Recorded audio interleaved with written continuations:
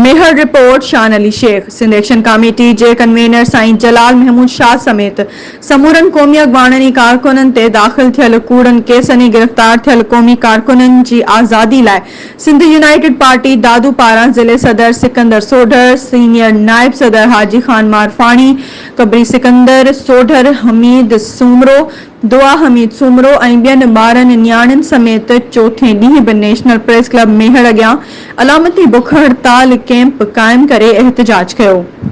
उन मौक़े ते न्याणियुनि कुबरा सिकंदर सोढर, दुआ हमीद सूमरो, शकीला मोहम्मद अली सोढर ऐं ॿियनि चयो त जेसिताईं सिंध एक्शन कमेटी जे अॻवाननि क़ौम परस्त कारकुननि तां कूड़ा केस ऐं गिरफ़्तार कयल साईं ज़ैन शाह मज़हर मुग़ल सनान कुरैशी समेत